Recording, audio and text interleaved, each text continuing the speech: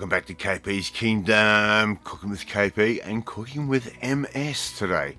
I've got 4 different recipes that I completely and utterly failed on the same night, and well, we're going to combine this into an episode of Cooking with MS. And the first recipe we have is coconut prawns. So I've got some prawns that I have shelled from the head down to the tail, just very carefully, and of course I forgot to show the detail on that.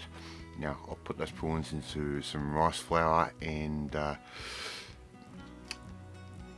self-raising flour, put that into some egg, and that now goes into the coconut. Now we're going to put these in the oven at around about 200 degrees for around about 10 minutes. These are big, nice fat prawns. The second one, we've got Indian spice prawns. We've just got our prawns again shelled from the head down to the tail, not complete. We're going to leave the shell on, adds flavour. Put that straight in and put those aside. Here I've got my favourite fish, which is a flathead, and we've got these nice little pieces of flathead. We're going to put that into some beautiful beaten egg, just like that, and that can now go straight into our besan mix of flour. Now that flour has a little bit of coriander, a little bit of cumin, and a little bit of salt and a little bit of pepper. It's going to give it just a nice little zing of a flavour. So roll those through, and before you know it, you've got them all done. I'm going to put those aside just like I'm doing there, and I've already got a tray with some paper on there, some baking paper. That can just go straight on like that, all that beautiful little pieces of meat. And for something so simple, 10 prawns, 2 flathead fillets, we're making a real good meal of this. Here's our next lot, and I'm just going to make a little bit of a southern fried chicken mix, which I just do by putting a little bit of paprika, cumin, coriander, a little bit of salt, a little bit of pepper, the usual ingredients that I would do when I'm making a southern fried chicken. And if you don't know how to do that, well, go back and look at some of my other recipes. Alright, I've got everything ready, everything's sitting there. We've got a little bit of oil in our fry pan. Just going to shallow fry all of these, and I mean a real shallow fry. We're just going to put in, first of all, our Indian prawns. They're going to go straight into our pan, and once they've turned pink, we can give them a bit of a flip. It's going to take around about maybe a minute to 2 minutes for one side. Once we've got the flip happening, it's only going to take about half the time of that. And put those aside onto some nice paper towel like that. Now we're going to start adding our fish. We're going to start off with our southern fried chicken, or southern fried chicken fish.